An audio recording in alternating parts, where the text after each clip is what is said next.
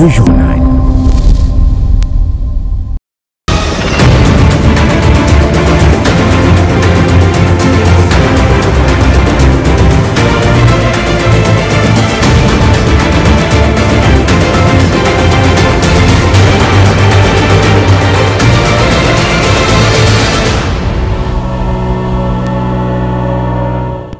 Nouveau journal sur la RT-Éduc. Merci d'être avec nous à la une de cette édition.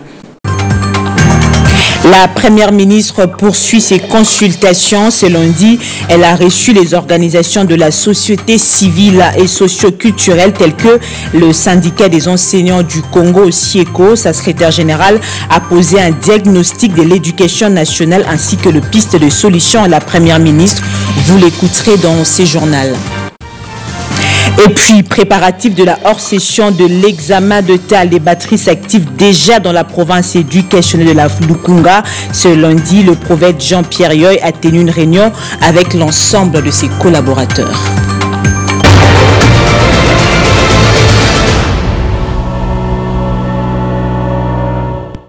Bienvenue si vous nous rejoignez. Poursuite de consultation de la première ministre ce lundi à l'hôtel du gouvernement. Cette fois, Judith Toulouka Souminoa a échangé avec les organisations de la société civile et socio-culturelle congolaise. Pour la chef du gouvernement, ces structures ont une partition à jouer pour le développement du pays.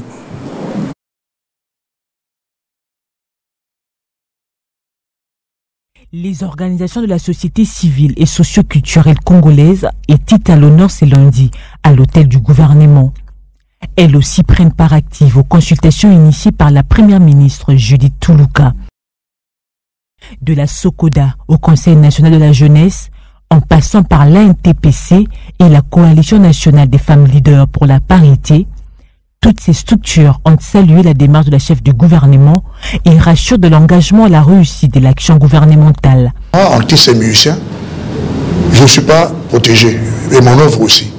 Parce que ça fait des années que nous attendons la promulgation de cette loi sur les artistes qui traînent, ça fait des décennies. Et avec ce que nous disons pour la commission de censure, nous avons décrié la manière de travailler de la commission de censure à plusieurs fois.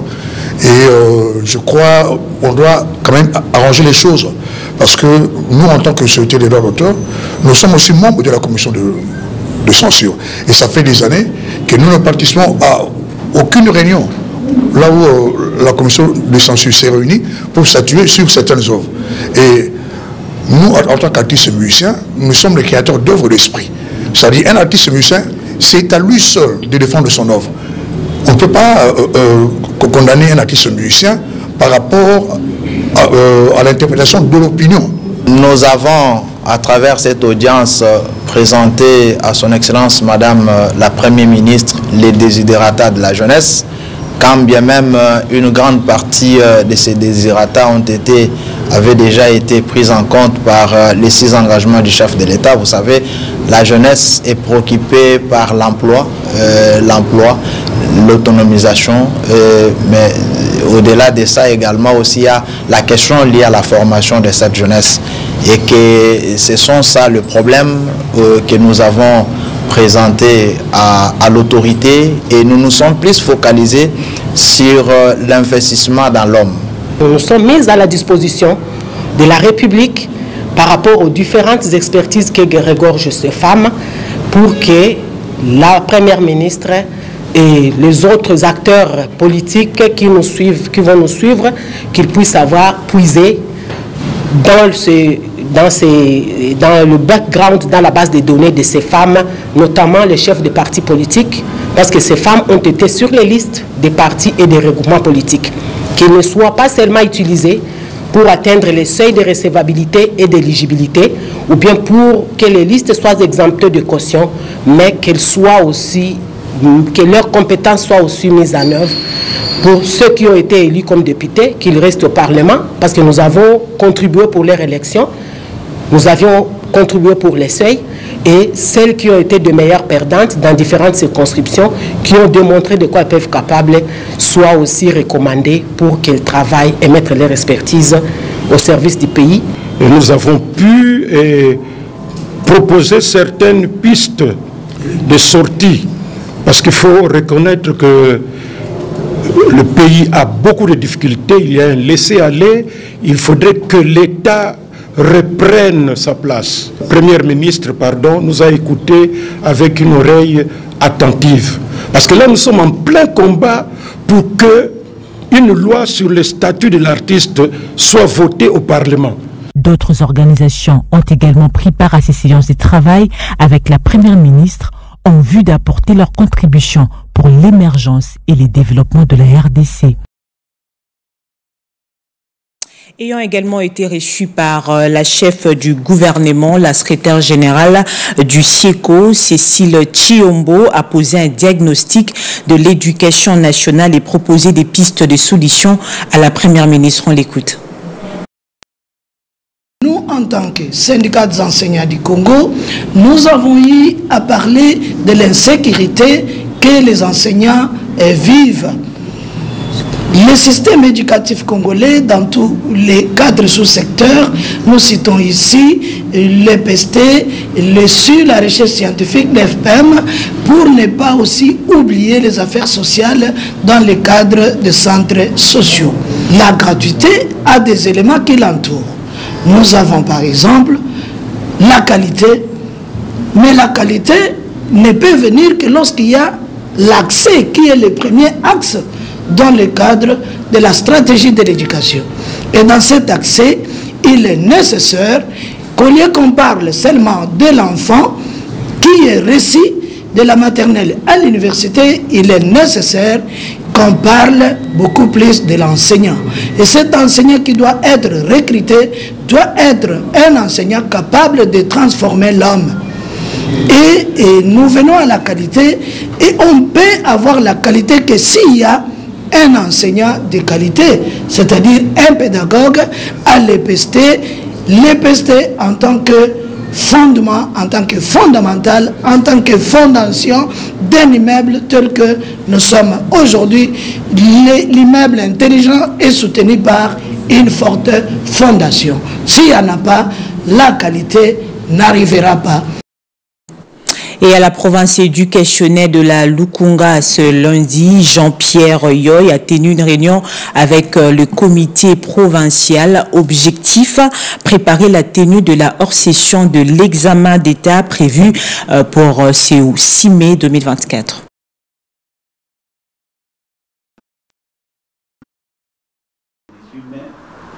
Les épreuves hors-session. C'est en marge des préparatifs de la hors-session de l'ex-État que le prophète de la Lukunga a tenu une réunion avec le comité provincial. Ensemble, ils ont validé le mandat des différents acteurs commis à ces épreuves avant de dicter les règles à respecter pour la session 2024. Nous avons l'obligation, chacun en ce qui les concerne, de pouvoir sensibiliser les chefs d'établissement pour qu'ils puissent préparer les élèves à affronter ces épreuves sans problème. Et aussi sensibiliser les élèves à prendre les choses au sérieux pour que ces examens se passent dans de très bonnes conditions. Et aussi, nous avons dit à communiquer les quotas des intervenants, à chaque membre du comité provincial pour que les choses s'activent au niveau de l'inspection principale provinciale dans les soucis d'être à jour avec tous les préalables. Pour l'inspecteur principal provincial, Pierre Kabionda, cette réunion est d'une importance capitale pour une réussite des épreuves. Comme c'est un grand événement qui s'annonce, il faut sensibiliser le membre du comité provincial. C'est ce que nous annonçons aujourd'hui. Donner des orientations afin que chacun, en ce qui les concerne, puisse sensibiliser les écoles par rapport au comportement qu'il faut adopter. Prenant également part à cette réunion, le coordonnateur des écoles salutistes promet de sensibiliser à son tour les chefs d'établissement en ce qui concerne les paiements des frais de participation des élèves à cet examen national. Sensibiliser les chefs d'établissement pour qu'ils payent les frais demandés aux examens d'État. Et enfin sensibiliser pour se mettre en règle par rapport à la participation de leurs enfants. Signalons que la hors-session de l'Exeta est prévue pour le 6 mai prochain. Voilà.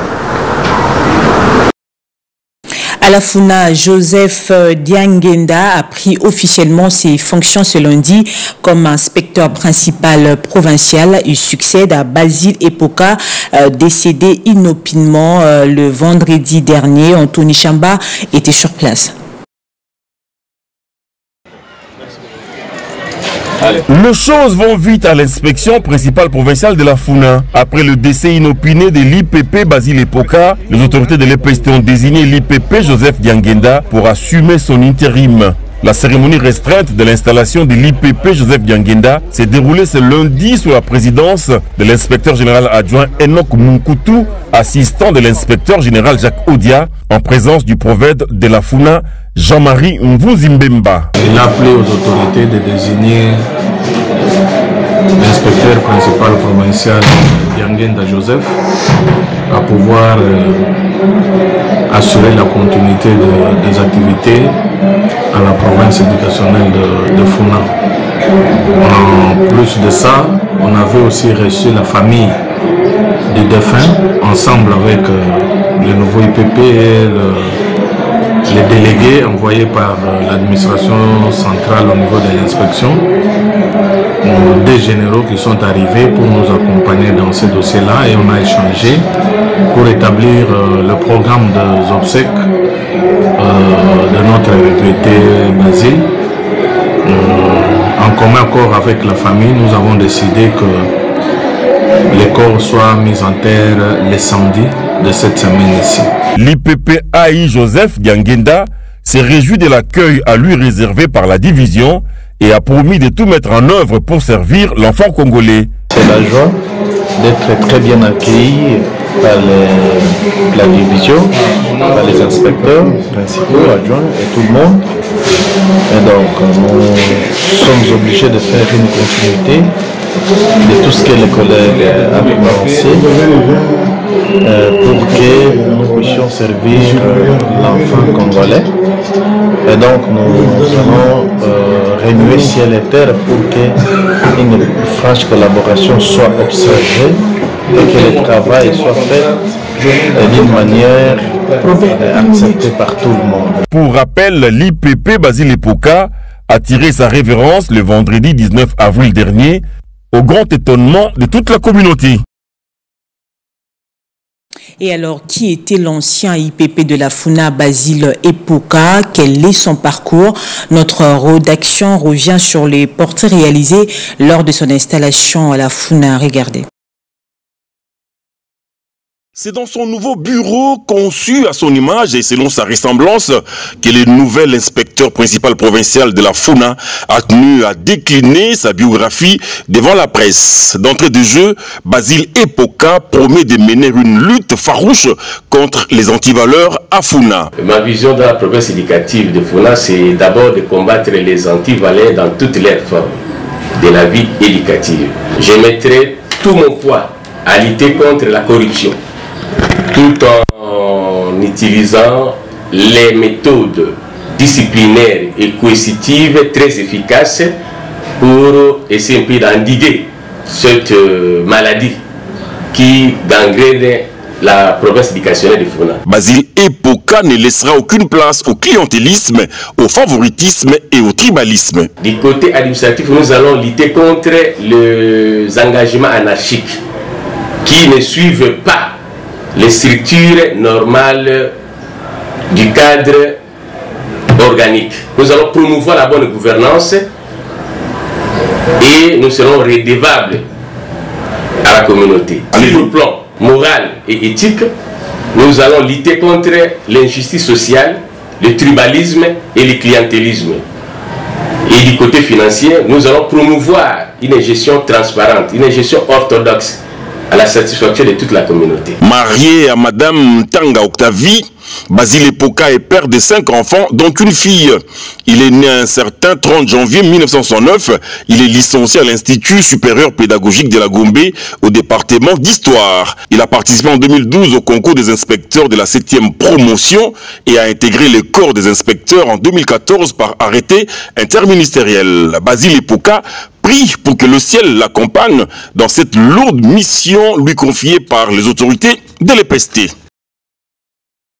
Que son âme repose en paix. On en vient à présent à cette formation organisée à l'intention des agents et chefs d'antenne d'Inakopé Bibois. Ces derniers ont été outillés sur les numériques liés à la paye des enseignants, une formation qui entre dans le cadre du respect des recommandations des assises de Bibois. Le détail avec Muriel Monsa.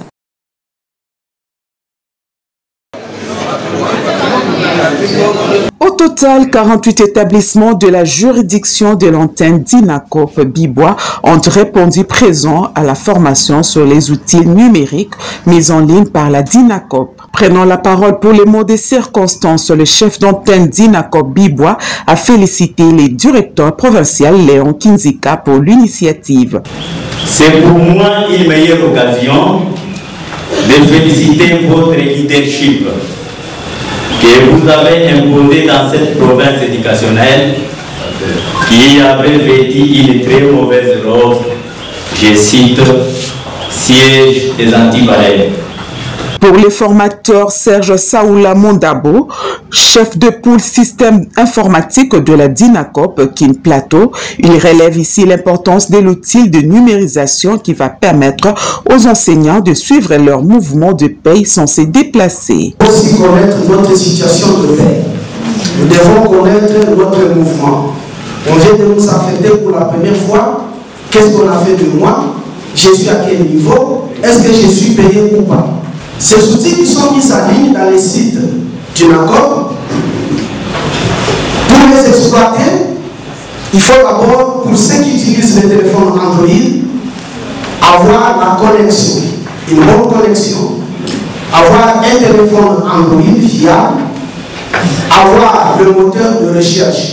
Le chef de division suivi paye Aboubakar Kalima a quant à lui mis l'accent sur les suivis de l'effectivité de l'enseignant sur terrain. Présent à ces assises, les directeurs provinciaux de la DINACOP Kin Plateau, Léon Kinzika Mompassi, a salué l'avènement de cette formation. Oui, il nous a été demandé dans l'atelier d'évaluation à Bibois de respecter la feuille de route. C'est à cette occasion que nous sommes ici. Nous avons fait un calendrier. Nous avons commencé avec l'antenne de Vincole 1. Aujourd'hui, c'est la deuxième semaine où nous sommes à Bibois et nous allons continuer pour le samedi prochain à Ampass. Notons que la série de formations sur la vulgarisation des outils numériques va continuer. Le samedi 27 avril prochain sera le tour de l'antenne d'Inakop Mpassa. De nouvelles connaissances acquises pour un travail simplifié, c'est ce qu'on laissait entendre le participant à cette formation. On les écoute. Oui, nous avons participé à la formation. Nous avons suivi des formations sur le module informatique et ça a été une réussite pour nous parce que nous avons bénéficié de cette sagesse et cet outil qui était pour les autres comme un miracle, mais nous avons maîtrisé ça. Il n'y a plus de difficultés pour accéder parce que nous avons maîtrisé cela avec succès. Puisque dans cette contrée, nous sommes un peu marginalisés. On nous prend comme des gens qui vivent dans la brousse. Mais sinon, la formation était très intéressante. C'était une formation très pratique. Nous avions des difficultés pour accéder à ces outils, mais avec toutes les démonstrations auxquelles nous avons assisté, nous pouvons facilement, sans nous déplacer, sur place, consulter les outils tels que nous avons reçu la formation. En tout cas, nous sommes très contents de la formation et c'était vraiment une réussite. En tout cas, je suis particulièrement ravi de cette formation. D'ailleurs, auparavant, on se déplaçait, on se rendait, on faisait de distance pour aller à l'antenne, soit à la province, chercher à nous informer. Mais avec cette formation, ce que le formateur nous a donné comme matière, ça nous permettra à ne plus encore se déplacer. Même à partir du bureau, accéder au site de DINACOP pour avoir des informations fiables.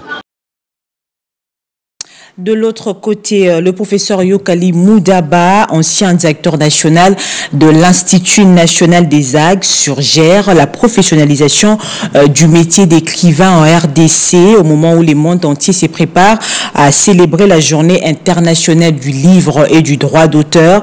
Il dresse un état des lieux du secteur littéraire en RDC, affirmant qu'il n'y a pas d'écrivain qui vit de son métier dans les pays. Je vous propose de l'écouter. Il a été joint au téléphone par Guilid Bassakissa. Un des grands défis, c'est professionnaliser le métier. Il n'y a pas d'écrivains professionnels, c'est-à-dire d'écrivains qui vivent de leur métier. Deuxièmement, et c'est corollaire, c'est que les circuits sont extrêmement difficiles. Les circuits de diffusion et de promotion du livre. Donc il y a la promotion du livre, mais aussi la promotion de la lecture. Les auteurs africains ne sont pas au programme des enseignements, y compris de l'enseignement primaire et secondaire. Les Congolais lisent, contrairement à ce que vous pensez. C'est parce qu'on ne leur apporte pas la lecture. Quand vous fréquentez les bibliothèques, on ne dit pas qu'il y a de plus en plus de bonnes bibliothèques dans la ville. Quand vous y allez, c'est plein de jeunes. Donc il y a un besoin. Les gens ont besoin de lire, mais on ne leur apporte pas le produit qu'il faut et qui est à leur convenance et à leur niveau. Allons à présent à la découverte de Steve Tchala, jeune entrepreneur dans le secteur agricole. Il est à la tête de l'ONG Agriculture pour l'aide des démunis basée au Congo central. Chacun retrouve ses manches au quotidien pour accomplir des tâches insignifiantes pour certains, mais qui ont une importance capitale pour d'autres. Steve Katamba fait l'entrepreneuriat dans le secteur agricole sa passion. Est un jeune qui s'est lancé dans l'entrepreneuriat agricole depuis le Congo central, plus précisément dans la ville de Matadi. Le but de départ était celle de la survie et aujourd'hui il prend d'autres dimensions. La confiance en soi et la prise de risques, l'ambition, la détermination font son caractère. Steve Katamba prendra le risque de se lancer à travers l'ONG Agriculture pour l'aider. Steve Katamba prendra les risques de se lancer à travers l'ONG Agriculture pour l'aide des démunis. L'entrepreneuriat, ce n'est pas vraiment un jeu, c'est la passion.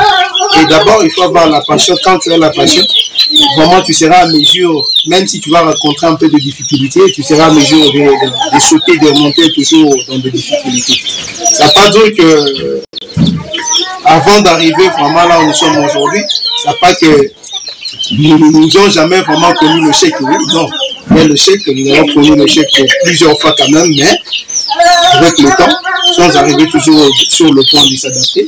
Le jeune entrepreneur lance un SOS à toute personne de bonne volonté à venir soutenir cette œuvre. Selon lui, grâce à l'entrepreneuriat, les Congolais n'auront plus faim. Et puis l'ONG Comeback Smile a visité le week-end les enfants albinos de l'association Pauline Albinos située à Montbélé dans la commune de Limete dans sa gibecière de vivre et non vivre pour soutenir tant soit peu ses enfants. Reportage d'Aurélie Bilala. Venir en aide aux personnes vulnérables, c'est son principal cheval de bataille. L'association sans but lucratif Comeback Smile a effectué une visite à l'orphelinat Pauline Albinos. Il s'agit d'un centre d'accueil et de prise en charge des enfants albinos, une catégorie d'enfants particulièrement vulnérables et qui est souvent victime des discriminations. Il était question de leur apporter un soutien moral, matériel et financier. C'était pour nous une occasion d'échanger avec eux, voir comment est-ce qu'ils vivent et qu'ils nous racontent aussi leur vécu. Et tous nous savons que les albinos sont très discriminés dans la société et nous aujourd'hui on a voulu manifester notre soutien à leur égard. Donc c'est la raison principale de notre présence aujourd'hui à cet orphelinat. Une visite qui a mis au baume au cœur de ces enfants qui ont exprimé leur joie par des chants et danses. Satisfait de ces gestes de générosité, L'une des responsables n'a pas manqué d'exprimer sa gratitude envers leur bienfaitrice, Lasbel Comeback Smile. En tout cas, nous sommes très heureux pour cette visite. Ce genre d'action n'est pas donné à tout le monde. Que Dieu bénisse cet aspect pour ce geste de générosité. Lasbel Comeback Smile s'est dit déterminé à poursuivre sa mission, à savoir celle de redonner sourire aux vulnérables et nécessiteux à travers, entre autres, des œuvres caritatives.